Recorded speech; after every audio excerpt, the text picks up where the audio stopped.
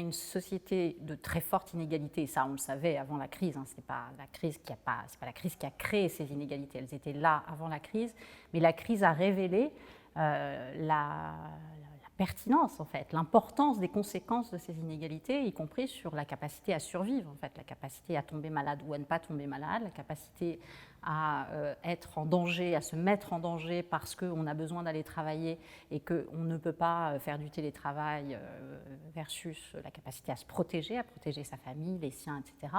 La capacité à survivre avec l'argent qu'on a pendant quelques mois, y compris avec une perte de revenus importante dans une période donnée, versus l'incapacité à faire ça et donc la nécessité de continuer à travailler, y compris dans des situations dangereuses. Si on regarde finalement en tant que scientifique l'augmentation des inégalités, qui est encore une fois très nette, qui a été documentée par beaucoup sur les 40 dernières années, on fait un lien, une corrélation.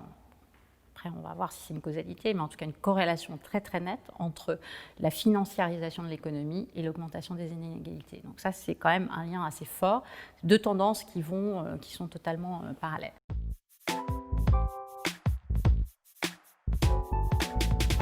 Détoxifier nos économies de la finance et de son emprise presque absolue finalement sur les systèmes d'entreprise au sens large du terme, serait sans doute un bon moyen en fait en réalité d'amener les entreprises à une stature beaucoup plus équilibrée. Il suffit de regarder ce qui se passe par exemple avec les coopératives qui par définition sont beaucoup moins dans la financiarisation que les entreprises qui sont sur les marchés. Et on voit bien que dans ces entreprises-là, il y a un équilibre beaucoup plus grand, par exemple, entre le rapport du salaire du patron versus les plus bas salaires de l'entreprise, quelque chose qui reste dans l'ordre de l'acceptable et qui n'est plus dans l'ordre de ce qu'on a vu ces dernières années, qui est totalement inimaginable et qui n'a pas de sens, en fait, qui n'a plus de sens.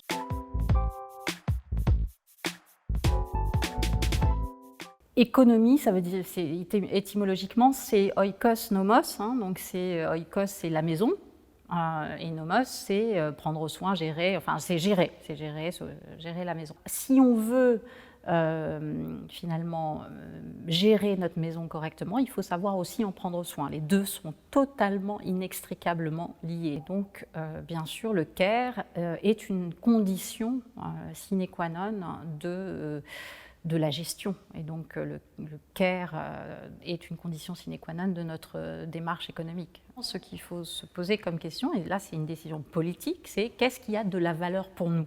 Tout ce qui contribue à sauver nos vies au sens large du terme devient beaucoup plus valorisé ou valorisable. Mais à partir de là, il faut l'inscrire, en effet, il faut l'inscrire dans nos systèmes de mesure.